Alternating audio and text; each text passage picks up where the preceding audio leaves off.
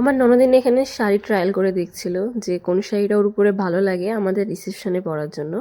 তো আজকে আমার ননদ, আমি আর আমার উর্বি চলে গেছিলাম আগমনী কাঁচরাপাড়াতে।